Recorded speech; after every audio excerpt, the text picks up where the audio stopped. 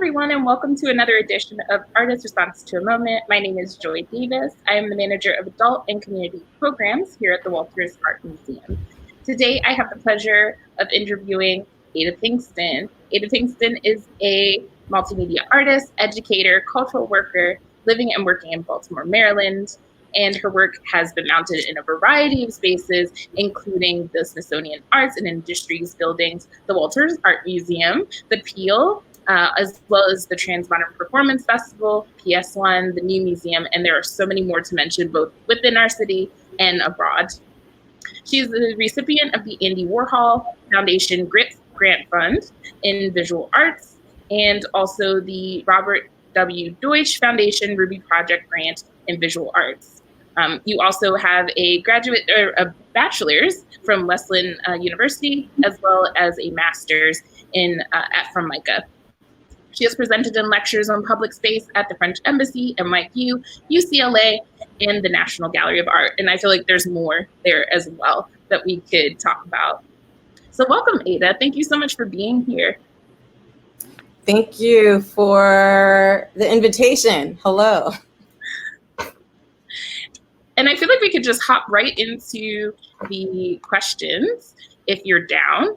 And I would love to start with this first slide and ask you, how do you as a performance artist define performance art? Okay, so I see performance art as the confluence of many different forms. So it's a consideration of space, time, and the live body. And different artists interpret that conflation of space, time, and the live body in different ways. And it's an interaction between the audience and the performer. It could be either as a sculptural form or as a painting, or really, so it's just a live embodiment of art, right? And I think oftentimes, for me as an artist, I'm always thinking about how is my work in response to the canon. And I am oftentimes like, okay, performance art is one way to not have to be in response to this very particular Western European art history canon of paintings, right? Or 2D and 3D work. So performance art is a way to take the work to the fourth dimension, or even the fifth dimension sometimes, if there's technology involved. So that's how I would describe performance art. This work that we see right here was performed in 2017, as the slide says. And I created this performance score to include 4 women in a processional through the Egyptian and Nubian section of the Walters Art Museum. And when I was making that performance, I was thinking about I was thinking about 3 things. I was thinking about the embodiment of divination that exists outside of the Judeo-Christian specificity of spirituality. And then I was also thinking about all of these objects that are in the institution that are stolen.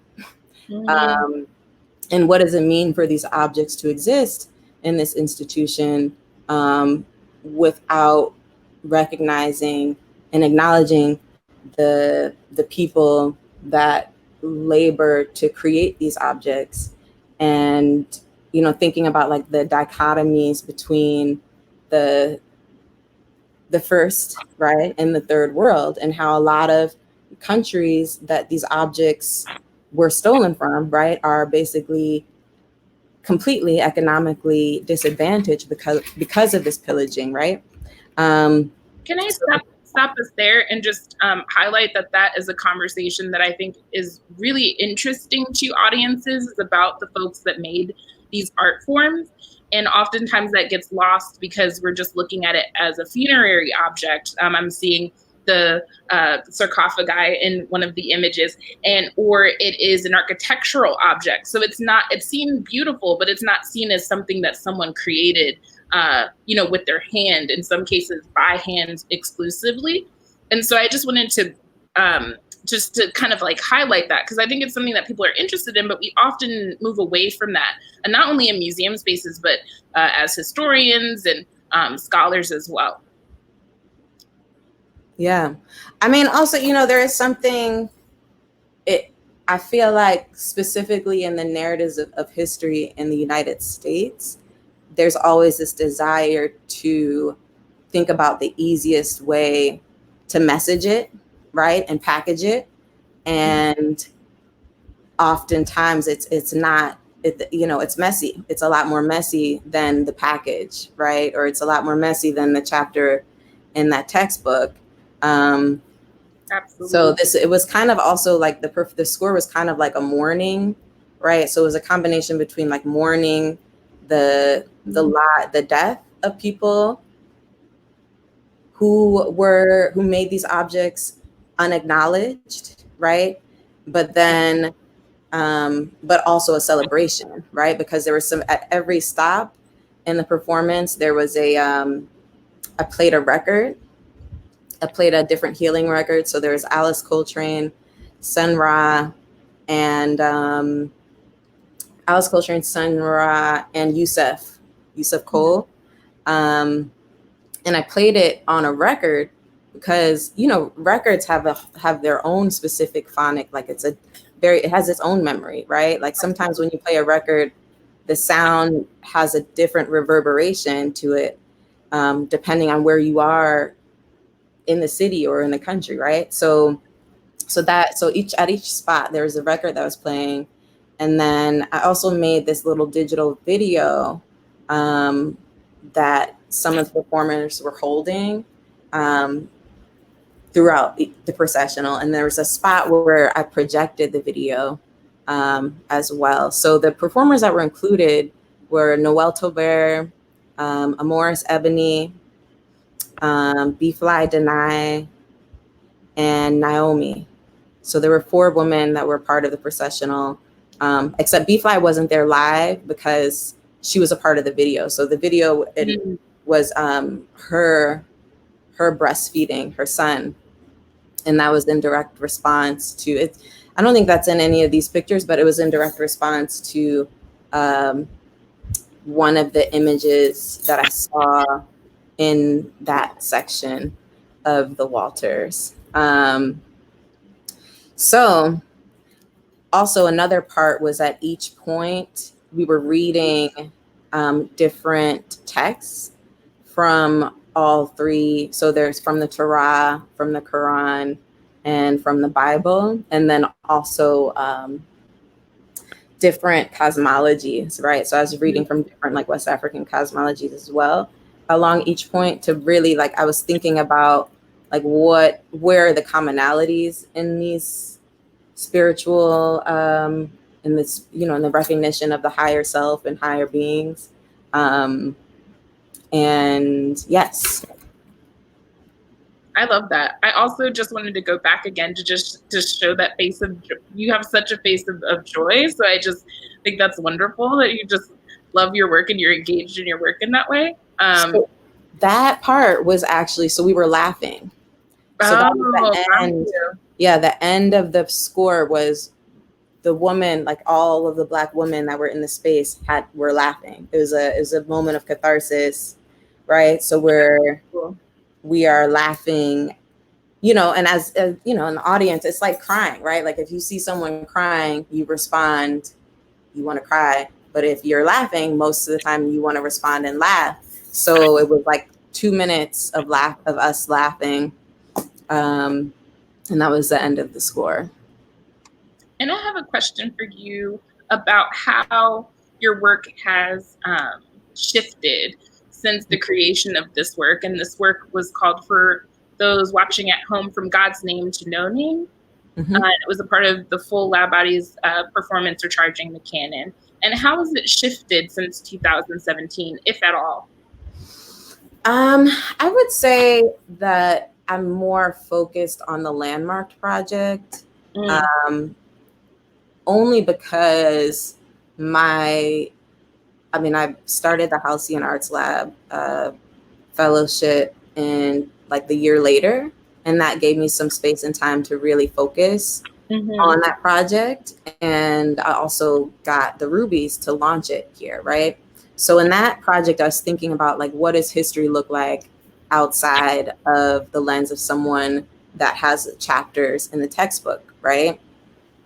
And how do we reconcile with the past, right, in the space in time of extreme polarities, and but in the midst of these extreme polarities, we have a real like awakening, right, where everyone is acknowledging the fact that white supremacy exists. Right. So it's like, okay, this acknowledgement is here, but then where does one go from that, right? Like so with this work, it's about thinking about how does the social architecture reify and re-cement white supremacy. So, as we all know,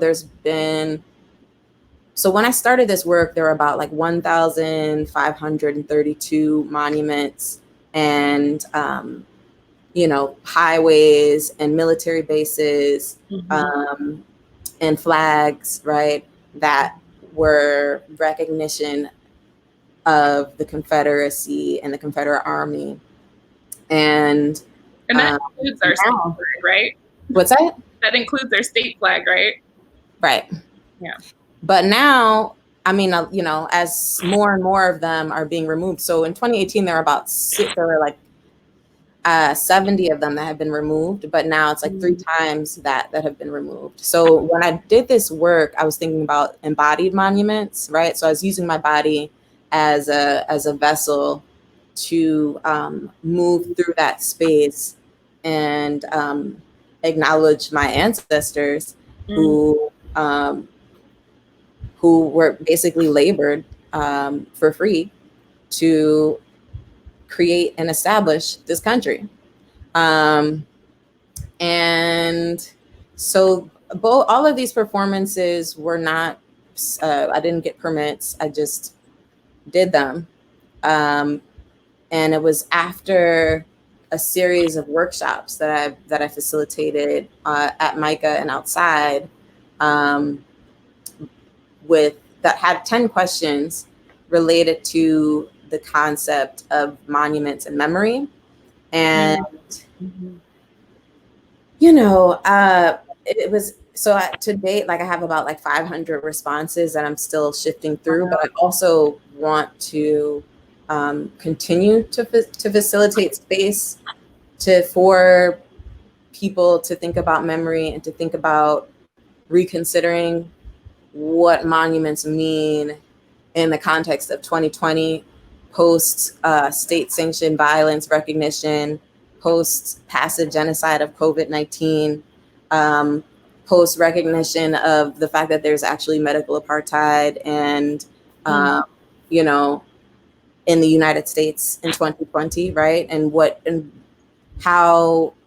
that mean in relationship to all of these objects that, again, reify white supremacy, right? So, I mean, I think that these objects, these objects carry they carry power, right? Or like even architecture carries power in a very specific way.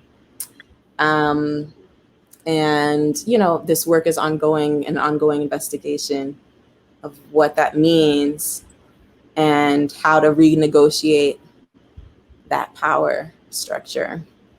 And I think that's so important that you mentioned architecture in the same conversation, because I do believe that this is a part of the conversation around public art, right? Like a lot of that has to do with one-off installations, performance pieces, or street art, right? Like, or the coined street art. But I do think that if we dig just a little bit deeper, we find that a lot of these monuments are a part of that, are under that umbrella of public art, right? It's to display both systemic racism, white supremacy, and uphold kind of the loss of the Confederacy, and kind of hold on to that in a rebuke to losing the Civil War at a time long after the Civil War had ended. Mm-hmm. because a lot of these monuments are, I wouldn't say new, but a lot of these monuments are newer than others, and they were reactionary. So I think it's important to think about it in public art. Like, I don't particularly find it a beautiful work of art, but that doesn't mean that it doesn't, kind of sit in that canon. And I think it's this piece in particular, I think, is quite remarkable, these two performance pieces. But you also delved a little bit more into kind of paperwork and a workshop component. And I wondered if you could just speak just briefly on that as well. Yeah, so I talked a little bit about that. So basically that work, I was clearly inspired by Felix Gonzalez Torres. Mm-hmm. And thinking about like, okay, like one, what would it look like if I were to create an archive of people's responses to monuments, right? To the object of the monument and to public memory and into public history, right? And two, like I'm really curious, like what exactly are people interested in seeing after these monuments are removed, right? So I'm in the middle of creating a toolkit, because this is happening not just here, it's happening across the world, really, right? This reorganizing of what it means to reconcile with an ugly history of colonialism, right? And actually, I just saw that there's a Frederick Douglass monument that was removed or like torn down in Rochester, right? So, so speaking of polarization, right? So these are people, for people that are not familiar, Frederick Douglass was an abolitionist, and in Rochester, New York, there's a monument for Frederick Douglass, and it was basically vandalized and thrown into a river like 50 feet away from where it was located in Rochester, New York. And, Rochester, New York has a very specific history along the Underground Railroad. But anyway, so all of that is to say, I'm thinking about like, how do we create a dialogue, right, around this subject? But obviously, it's not just this, right? It's not just the object. It's bigger than that. Right. And about what it represents specifically. And it's a tool, right? In a certain sense, right? The monument or that piece of public art or that plaque is a tool of upholding that. Yeah. So, but it's also, when you think about, so all of these objects were paid for, a lot of them were paid for by the Daughters of the Confederacy, 100 years post the Civil War. And they all have a very specific architecture of like neoclassical or like very realistic type of forms that are very realistic, right? So it's like even thinking about the aesthetics, like, right, like what are the aesthetics of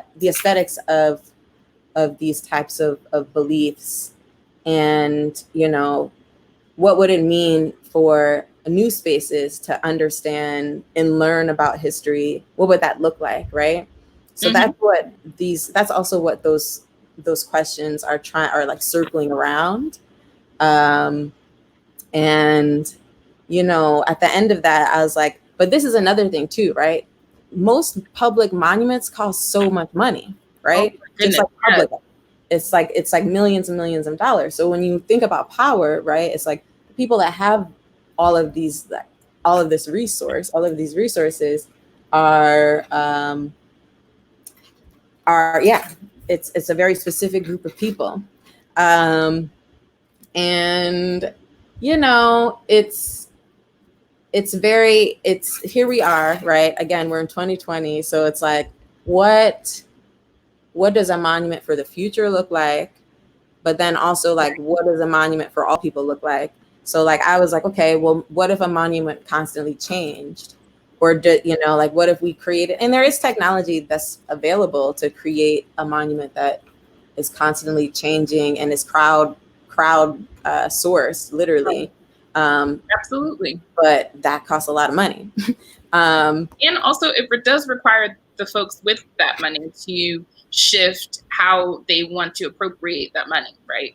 Exactly. The other part of the conversation. I do think that there can be plenty of grassroots movements that are speaking to those folks that threw the Columbus statue into the water, right? Like that was a grassroots thing that wasn't financed by anyone in particular. People just decided to do that. So there are ways to reflect and do what you've done. But also when we think about actually rebuilding a monument or what that looks like, thinking about the Kehinde Wiley monument that will be put up in Richmond, that's money. That's a lot of money and investment from cities, cultural leaders, gatekeepers, and so that it's that's why it becomes so complicated, even when you try to shift how we will approach them moving forward. I'm just tacking on to what you were saying, not to overcomplicate it.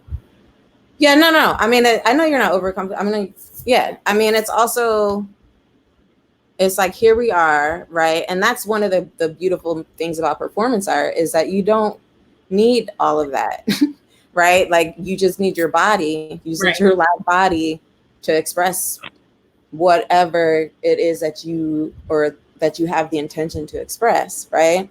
And so that's also important, right? An important part of my praxis, right? Like how, and it's also, like how do I intervene in the public space in my Black female body, right? And like what does my presence on top of these pedestals mean to different people, right? Absolutely. I mean, so yes, and also I think I'm really feeling hopeful because there's a whole movement of people, right? Like I'm currently a part of the Monument Lab Fellowship, and I'm working with an amazing cohort of people across the world that are thinking about memory in public space and current, public memory, like past, present, future memories. And there's also, and it's interesting to think about this history in a context of other histories. So Goethe Institute is a partner with the Monument Lab right now. And in Germany, when you think about all of the fascist monuments that were installed during the Hitler regime, right? And what happened to those monuments?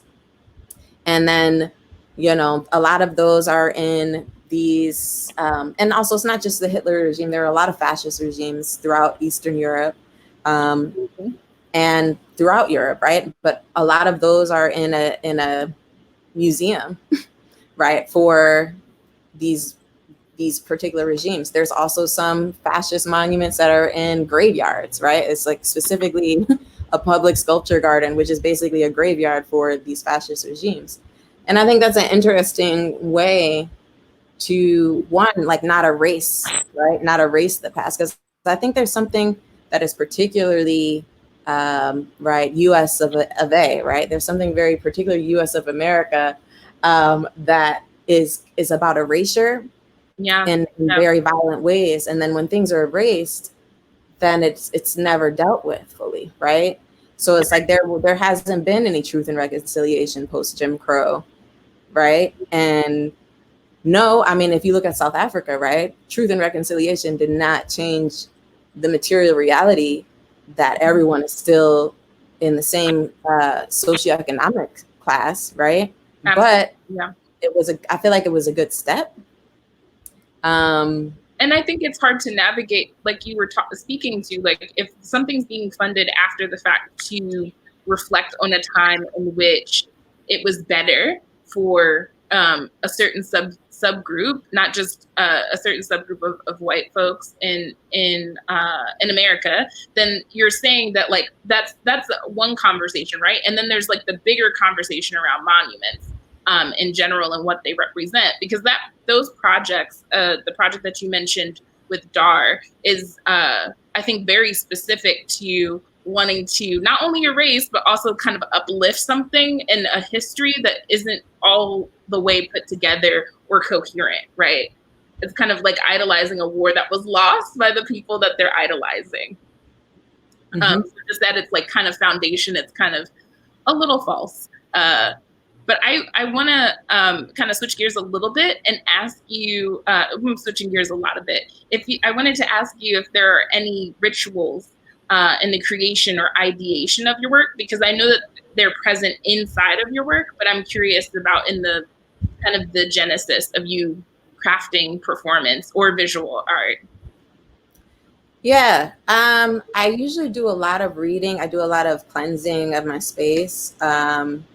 So sometimes when I'm working on some work that requires a lot of intention and focus, I straight up like cleanse, like no meat and only drink water, and like not, because I think sometimes it can be a distraction to drink. So there's cleansing that's involved, but I usually start off with a lot of writing, and then I go into the making, and then I go back to writing, and then I go back to the making. And there's a lot of research as well that goes with that writing, right? So I would say it's a little bit of all of the things, right?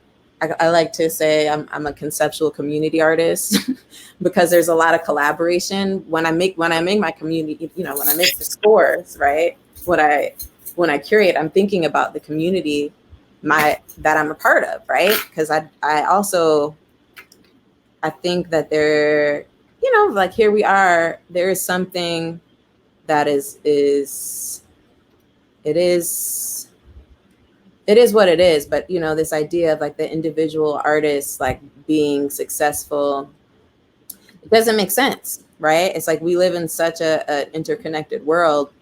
It's important to consider like where the spaces of connection and where the interstitial points that connect us all, right?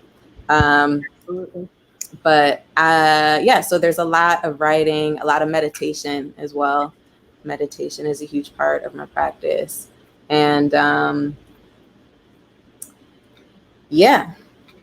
That's perfect. I am curious. I have a bunch of questions here, but I actually want to kind of combine two.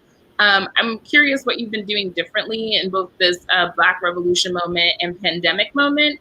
And then if you could dovetail into what you performed at Viz Arts, and I know you have some artwork to share with us. I want to leave some time for us to answer some questions from the audience as well. Yeah. So I think that what was the first question was asking, what are you doing differently during the pandemic and Black Revolution? Well, honestly, this idea of doing things differently in the Black Revolution, like I'm not doing anything differently. I'm still doing this work, right? So actually, this is a good segue into this installation that I did. So this is also part of the larger landmarked body that is called More Than a Number, and it's a way to commemorate the lives of the 272 people that were sold by Jesuit priests in 1838. And without the sale of these 272 people, the institution of Georgetown would not exist, right? So this is an example, again, of like, okay, this is a historical moment that doesn't have pages in the textbook, and it's impossible. Well, it is possible, right? But there's no monument on a pedestal to commemorate the lives of these 272 people when you walk around the campus of Georgetown, right? So I decided to make a monument for the 272 people, and there are 272 pedestals that were made with wood, and each one is hand painted because I was thinking like every single person is different. So every single person has a different, or every single pedestal has a different line. And so there's 4 speakers that were installed, and the 4 speakers included the voices of the descendants of the GU 272. And a lot of my conversations with the descendants were about their perspectives on reparations.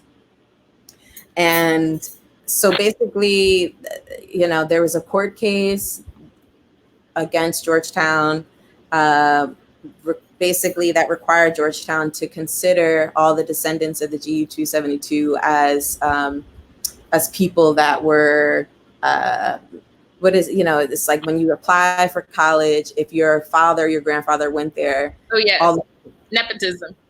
Basically, but that part, but that, it's but called a legacy. It's called a legacy. Yeah. Yes. Mm-hmm. So all the people that were descendants of the enslaved people could check the legacy when they're applying for Georgetown. So, and that's another thing when you talk about narratives, right? Or like this oversimplification of narratives. That, a lot of people assume that since that court case, all the descendants could go to Georgetown for free, right? And all the descendants can go to Georgetown, and that is not the case, simply because most of the descendants are still. So basically, 272 people were sold from Maryland, and most of them were sent down to Louisiana, and a lot of the descendants are still on around. It's in Maringouin. It's in between New Orleans and Baton Rouge. Mm-hmm. And, a lot of people that grow up there don't have access to the type of education that would enable them to get into Georgetown, right? Right. So then it's an ongoing, honestly, the conversation is still ongoing and the resolution is still ongoing. But it is ironic because the historical research that unearthed this particular moment in 1838 was done by a Georgetown student, right? So it's like, and it's, this is an example of it all being so complicated. But yeah, so this is something, that's one piece of the ongoing body of work. And I'm looking to, it was installed at the Smithsonian Arts and Industry building last year, but I'm looking to tour it specifically to New Orleans because I think it should be seen there. Yeah. And experienced there. And so there's that. And then the next piece that is there, you can play the video. That was made as part of the Pigment Sauvage residency that was an exchange between Baltimore artists and artists in Montreal. And so basically I was interested in like, okay, my initial, it's like, and this is a great example of like, you can have an idea, but that idea might change once you start, right? So my idea was, okay, I was thinking about what is Blackness in Canada and what happens to the descendants of people that escaped being enslaved in the 19th century, right? And where are they, right? But then in my research, I found something a lot more complicated, which is that Canada also was a participant in the institution of slavery. And I came across this woman, her name is Mary Joseph Angelique, and she basically burned down half of Old City, Montreal in an attempt to escape being enslaved in like the early 18th century. And some historians, and some historians say that her narrative was the first narrative of someone that was enslaved in the United States or in the Americas specifically because of the court documents. But this image here is in the square that is supposed to commemorate who she is. But of course, so that video was basically about like me. There was no plaque, right? There was no, like I couldn't find the actual acknowledgement of her anywhere. So it was like about where is the actual acknowledgement of her. And eventually I would like to do a performance in this square to basically demonstrate the irony of this fact.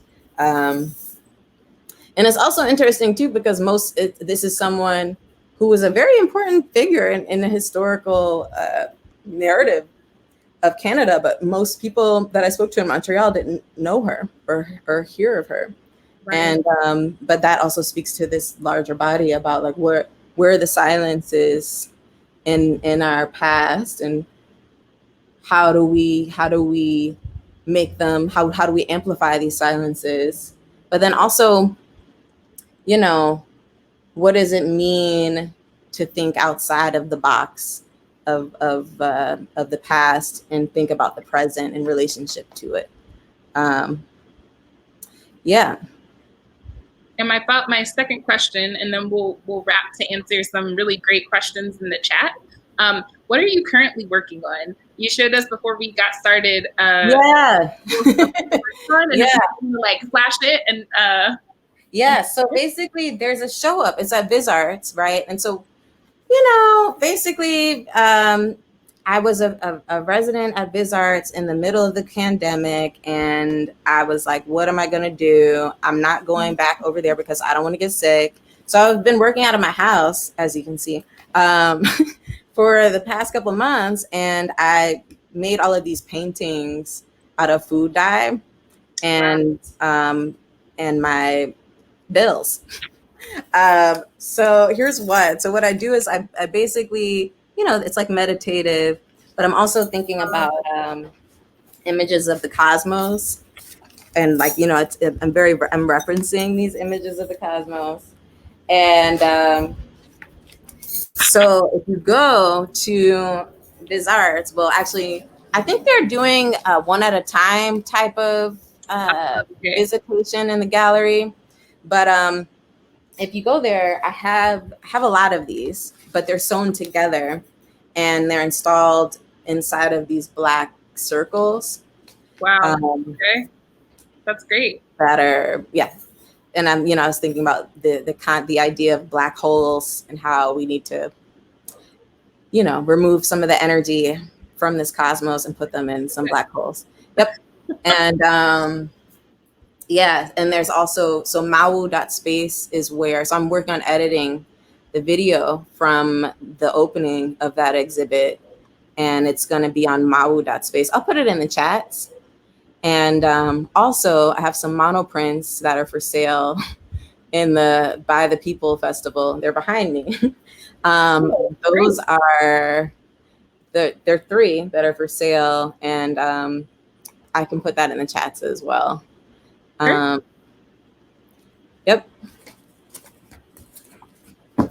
I want to get into some questions. I think we have plenty of time to go through most of them, so let's give it a go. George Sissel says, what role do you think artists can perform in a museum's process of reconciling their collection's history? I also am curious about your approach, because people have different answers to this question. It definitely isn't one fits all sort of answer. Yeah, I mean, honestly, I think that's another complicated answer, or a complicated question, because I actually went to a conference last year where there was an Aboriginal performance artist who basically, he travels the world and he goes to these museums and he talks to the institutions and he's like, we want our stuff back. And I don't remember his name. I wish I remember his name, but that's what he does. And oftentimes he gets it back, right? Yeah. So that's one role that an artist can play. I think another role is complicating the relationship that these institutions have to these objects, and thinking about like, what is the truth and reconciliation around these objects and around these histories. So those would be the 2, but yeah, I don't think there's one answer, right? Yeah, agreed. And I don't think that each scenario you can fit, like, it's not a one size fit all answer to that question. Depending on the institution, I think that particular individual is kind of amazing to kind of trick that path for other Indigenous persons or people of color or folks of the African continent to kind of like figure out a path forward as far as reconciliation is concerned, like of artifact. So that seems like that could answer a lot of the question. Yeah, he was Australian. Wait, I'm like, what is his name? Yeah, he was Australian Aborigines performance artist. And he literally, that's what he did. He was a theater artist.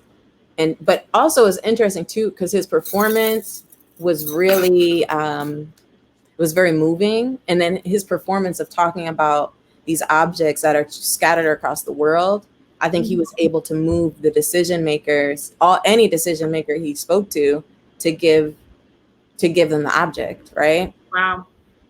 But then also, did you see this video? There's a video that's circulating of just a random man in Belgium, and he literally he's from the Congo. This man is from the Congo, and he literally takes an object out of the museum, and he cusses the people out, and he's like, he cusses the people out, and he walks out. Wow. Okay. The object, because he's like, this is from my culture. He's like, you stole this. One minute we're savages, the next minute you want to keep these objects. Wow. And you still haven't paid us, and we're still impoverished because of imperialism. I don't remember this. Anyways, but it was just a random person. Not to say, you know what I'm saying? I'm sure he also, because I feel like life is art as well, right? Right. But yeah, but he's speaking in French the entire time. So that's probably why it hasn't circulated here. But anyways, sorry. No, that was good. Next question's from Lisa Moran. I hope I'm pronouncing your last name correctly. Do you think monuments change public behavior? And if so, what new reactions can a new public monument create? Yeah, I feel like all you have to do is look at the Vietnam Memorial, right? I think that art in general changes public behavior. Look at that Vietnam Memorial and look at how people respond to it, right? And it's like there was Maya Lin had a lot of pushback from that, right? And thinking about how now today people respond to it, that's just one example of how monuments impact but art, if art moves someone, it'll move someone, right? Right. But even also to go back to Germany, thinking about the Stolpersteiners, right? And when those were installed initially in the 60s, the mainstream of, so a Stolpersteiner is basically a little square piece of metal. It's made out of it's a metal material that's on the ground outside of the buildings of people that were murdered during the Holocaust. Mm. And when they were first installed, it was started by a group of artists. And when it was first installed, most of German society and citizens, they didn't want these Stolpersteiners there. And there was a lot of pushback, and they were like, why do we need to, there's why do we need to acknowledge people that are no longer here? These artists are anarchists. There was a lot of pushback, but now the Stolpersteiners are everywhere throughout Berlin and other parts of Germany. And it's part of the mainstream, but it's interesting. That's another example of how I think also there's it's an ebb and flow, right? Because it's the Stolpersteiners were there, but the public didn't respond to it positively at first, and then it took time for the public to accept it. And I think that we're seeing that right now with removals or the moving of monuments and the addressing of colonial buildings or institutional spaces. And so I see that happening now. And in comparison to what you were talking about when you started your landmark project, there's definitely been a shift in that time frame, which is kind of surprising. And forgive me for being jaded, but I'm kind of surprised that it shifted so much as it has in the past few years, maybe 4 years. and we can have a conversation like this on this platform is also kind of telling of that as well. Mm-hmm. Yeah, it is. I mean, it is.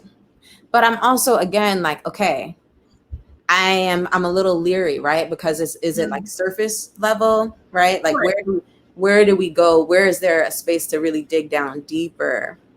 And how do we dig down deeper, right? And how do we bring everybody with us if that's the tactic? Yeah, that's a whole other set of questions that we should maybe do a program around.